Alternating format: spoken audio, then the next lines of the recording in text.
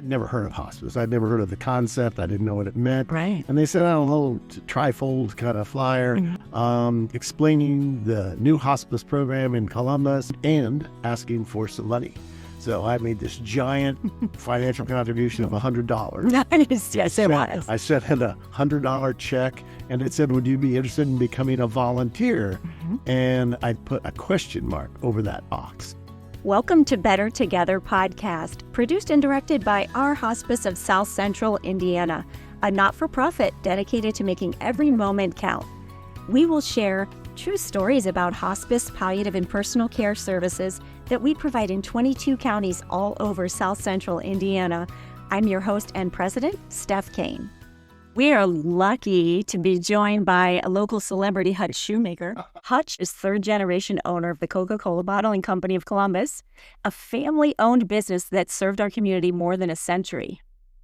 And Hutch grew up inside the bottling plant, sweeping floors, sorting bottles, and loading trucks long before he ever stepped into leadership. Is that accurate? That's very accurate. Okay. After graduating from the University of Notre Dame, he returned home to help steward one of the last independent Coca-Cola bottlers in the country. How cool is that?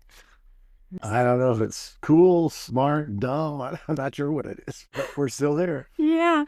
Well, we're excited to have you with us today when we're talking about honoring the past. So the very beginnings of hospice. You were here from the first couple of years. We were the first and oldest hospice in the state of Indiana. Long before there was any reimbursement from Medicare. You're a legacy volunteer and also board member and donor. And so you've seen a lot. I've seen an awful lot. So Hutch, you have to tell me about your name. It's like Cher. You only need one word and we know who everybody's talking about. That's pretty funny because people say, so like, I'm going to be in town and how do I get a hold of it? I said, just ask for Hutch. Somebody will know where to find me. So, my grandmother's maiden name was Hutchins. And so my name is Albert Hutchins Shumaker. My grandfather's name was Albert E. Shumaker. My father's name is Albert Hutchins Shumaker. My name is Albert Hutchins Shumaker. My son's name is Albert Hutchins Shumaker. Okay. And so when we all vacationed together as a family when I was a little kid, there were three Alberts. So some family friends, when I was about 4 years old, said, this isn't going to work long term. You need to figure out a nickname for him. And so they started calling me Hutch. That's awesome. It's so good. We all know who we're talking about. I only respond to that. I'm Good. in the Catholic school, in elementary school, the nuns insisted on calling you by your proper first name. Especially when you were in trouble. Exactly. And so they would call on Albert. I was clueless. I wouldn't pay any attention.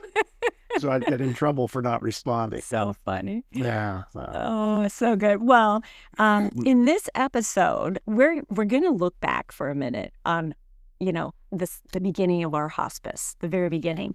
And I wonder, you were one of our earliest volunteers and board members. So how did you get roped into doing that? Well, it's kind of an interesting, funny, and sad story at the same time. My mother was diagnosed with ovarian cancer years ago, and she passed away in 1975. And so over a period of a couple of years, our family went through a very difficult time and with her eventual death. And did you take care of her in the home? Was she at home the whole time? Yeah, Oh, she was. awesome. And so it was, and we had, back in that day, physicians were close family friends and they would stop by. So we had support that a lot of people wouldn't have had, Right. In that situation. And so, we were being advised and sort of being counseled. But after her death, it must have been, if hospice was started in 1980, it must have been, I was in the second volunteer class. Okay. And we had, I think, 12, 14 patients at the time. They sent out a flyer, and I'd never heard of hospice. I'd never heard of the concept. I didn't know what it meant. Right. And they sent out a little trifold kind of flyer explaining the new hospice program in Columbus and what it was and asking for some money. So I made this giant financial contribution of $100. Nice. Yes, it was. I sent in $100 check, and it said, "Would you be interested in becoming a volunteer?" And I put a question mark over that box. Okay. And so shortly thereafter, because of this giant check that I'd written, I got a call, and they said, "Yeah, we appreciate getting your check and everything." But there was a question mark around this volunteer box. And I said, "Yeah, what does it mean to be a volunteer?" And so the woman that was in charge at the time, and she called me and said, "Would you be interested in learning some more about what that means, being a volunteer?" And I said, yeah, I'd really kind of, and so she said, "Well, could we meet for a cup of coffee?" I said, "How about meeting for a beer?" So okay, that works. we sat at the bar, at 4th Street Bar, and had a beer, and she... a lot of good things start there. Oh, absolutely. So I said, "What does this mean?" And she, and I explained to her the situation with my mother, Right. and what we had gone through. And I thought, boy, from reading about the program, I thought, boy, if we'd have had hospice when my mother was going through this, it would have been so incredibly helpful to our family. Yes. And my mother, because just not knowing what we were facing and how to deal with situations and everything that goes with that. And she said, "Well, a volunteer does this." And I said, "Boy, can you get a trial run? I mean, because I don't know if I can." I know what to do.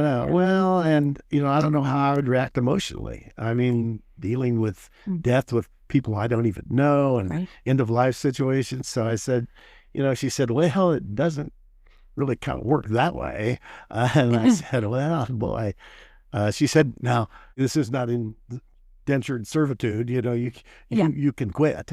We can't keep you from doing that, but you have to go through this training." And so I said, "Well, yeah, I think I'd be interested." So I signed up to go through volunteer training and did that, and met some really incredible people and staff and nurses. And, did you have a volunteer buddy?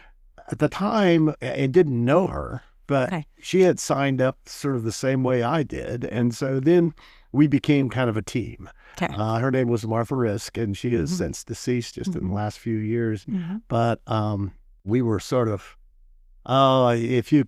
if it's appropriate to have Comedy Central involved with hospice, that was sort of Martha and I were the team that were so clueless about everything that was technically going on. We had to make light of our situation because it was the only way we could deal with it emotionally. So I received it. I don't know when it was, but I received a 20-year volunteer award at some point in the past. But so this all started in it must have been 1981 or 2 or something, since I was the second volunteer class. And like I said, met a lot of incredible people. And visiting patients wherever they were in their homes, right? At that point in time, you went to patient homes. And so the nurses did, sort of intake interviews with families that looked for what might be appropriate with the volunteer base we had and assigned you patients. And so you met with the nurse in the home with the patient family as a volunteer and said, okay, what can we do to help? And back then, simply because I'm sure of governmental regulation, it was very hands-on. It was. Yeah, very hands-on. Very hands-on. And I hear that's not necessarily the case today. And volunteers today are very fortunate that it's not hands-on. But, we encountered lots of unbelievable situations. And you might have a patient and a patient family for 2 weeks. You might have them for a year. And you developed some relationships, lasting memories. Absolutely. And some of the families are still in the community, and I interact with them. That's right. And these might be the children and or grandchildren of some of the patients we had not long ago. And it was always interesting in different ways. I mean, we've had situations where we went into patients' homes and they had no support whatsoever. Dogs. Cats, chickens, pigs, peacocks and, cows running around. South Central Indiana. That's right. Yeah, absolutely. You never knew what you were going to run into. Martha, I remember one time we had a patient and a woman delivered eggs. They lived, it was a farm family and they raised chickens and she sold eggs to supplement family income. And her husband was the patient and she would have to go on her egg route. And she said to Martha one time, she said, well, yeah, and she said, we have to get these chickens. We've got some chickens we have to dress and everything. And Martha thought she was talking about making little clothes for her chickens and dressing. Right, like putting an outfit on, like we do with dogs, man. Martha started talking about helping dress these chickens. Okay. This woman looked at her like, "Oh, are you sure you want to do that?" Because she wants to put an outfit on a chicken. Typically, butchering chickens didn't seem like that was one Martha's, and that's how you dress a chicken. Wow, gets it ready. You cut their heads off, pluck them, and dress them. So, did Martha do any of that? No. Martha figured out that probably wasn't for her. That's right. I mean, we had some very interesting times. Wow. You never knew what you were going to encounter. That's so and it was incredibly rewarding. And, you helped families and patients at the end of life go through situations that sometimes were very trying. Yeah. Sometimes it was incredibly rewarding. Sometimes it was very tense and stressful because families react differently to different situations. So. Having just gone through that with your mom in the home, did that give you confidence to say, okay, and now I've done that without support, so maybe I can help someone else? I was absolutely shocked because when I was dealing with the patient and or the patient families, you mysteriously found some sort of inner strength that helped you get through that. And I can always recall, a number of occasions we'd be in the patient family setting and spend several hours. Sometimes I'd spend a day. Sometimes I'd sleep on the floor at night. Wow. To be there with them? Next to the bed, because, the family support sometimes just was non-existent. And then going outside and sitting on the bumper of my truck and crying. Yeah, of course. Yeah. Because you had to let it go somehow. But, right. So. Yeah, our staff experiences, you get connected with your families and patients grieving it's such a good, healthy, appropriate thing. Absolutely. It feels good. Yeah. And everybody does it differently. And so you just have to sort of, and back then now you have grief counseling services and all that. We were all of it. I mean, we had a very small nursing staff. I think 3. Okay. And, a dozen volunteers and that many patients. And, so you did everything. And it grew and it grew and it grew and it grew. And then at some point, we also did a thing, where we did Christmas caroling. You did? Oh yeah. Oh, yeah. I didn't know this. Okay. Oh yeah. That's a real hospice story. Okay. I hosted at my house. Hospice volunteers and staff would come and we would put bales of hay in the back of this stake bed Coke truck, and we would go around and sing Christmas carols at patients' homes. Oh, and we'd go to some nursing homes, and then we'd come back and have punch. And snacks at my house afterwards. So and good. Just all kind of reminisce about our stories with patients and the whole organization. And we did that for years. I mean, you like music. I remember this. I'm thinking about the first hospice concert. Were you involved in the hospice concert? Yeah, absolutely. Well, yeah. When you volunteered for everything. That's everything. That's just money. Everything, yeah. Okay. We're having our 40th hospice concert in 2026. Wow. Can you believe it? Yeah. Yeah, I believe it. I believe I'm really old because I was involved in the first one. Well, I started pulling. I started looking for, in our archives in the basement, we have the old flyers and playbills and some of the things from the early concerts. And it was on the library stairs. Yeah. And I want to say that the focus was to help educate the community about hospice, because being the first, folks didn't know about it, right? Well, they had no clue. I mean, it was sort of like me. You see a little flyer and you go, what is this hospice thing? A lot of people had never heard of hospice services, and it was a very rare entity. And we were just blessed that a group of people.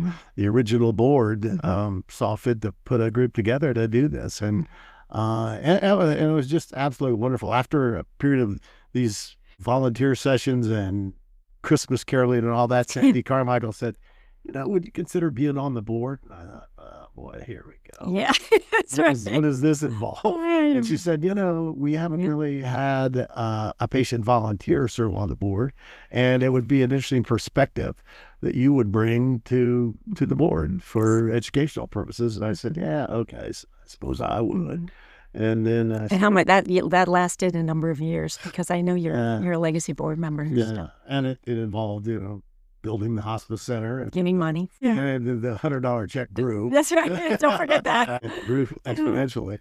But so yeah, and so we just kind of kept moving on and kept growing and kept helping more people and more people and more people. And, as the surrounding communities found out about the services we offered, the demand, unfortunately, is always there. But one thing we're sure of, we're all going to die at some point. And, helping families and individuals and patients through that process, is unbelievably rewarding. And it's just so incredibly important because people aren't prepared for that. They think they are, and you're just not. No matter how long the process takes, when that time comes, as prepared as you may think you are, you ain't. That's right. And hospice really, really helps in so many ways. I remember it was like part of the training was like funeral planning. And I thought, are you kidding me? How are you going to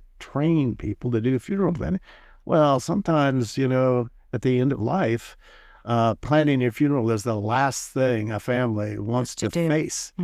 I mean, their wounds are still very raw. And so knowing how to go about that and have someone navigate exactly with that. Because it's confusing and it's expensive and it can be devastating, and so those are just another skill set that you get to learn all about. Well, and mine is already planned. So I was going to ask that. Oh, absolutely. I immediately went out and I got to take care of this now. There you go. We are right now, if you can imagine, we've taken care of thousands of patients and their families coming through our hospice center.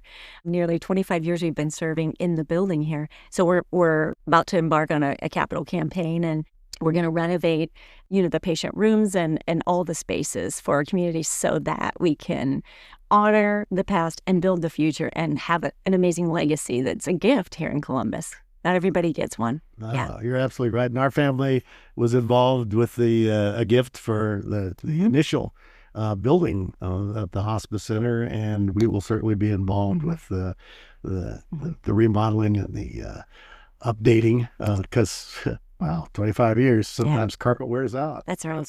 And couches. Yeah. And couches. That's right. Thank you. What would you say to somebody, Hutch, who's thinking they might want to get involved, but they're on the fence? They don't know. Well, there are lots of ways to get involved. And, I remember that, sometimes volunteers involved coming into the office and stuffing envelopes and helping do paperwork and helping just do things that needed to be done. And so there's lots of ways to give. And one of those happens to be financially. And sometimes, when they talk about time, talent, and treasure, right? In the not-for-profit and the philanthropic world, you should just think about, what your role is in helping hospice in Columbus, Indiana, stay strong and viable for the future, because everybody needs help at some point in time, and there's lots of ways to help. So keep it in the front of your mind, and as you go through this, reach out and see what you can do. Thanks, Hutch. This is Better Together, a podcast dedicated to making every moment count. Thank you for listening. Please like us and share on your social media channels. If you have any questions or would like to learn more about our topic, you can find us at ourhospice.org or call 812-314-8083. Until next time, remember, we are better together, making every single moment count.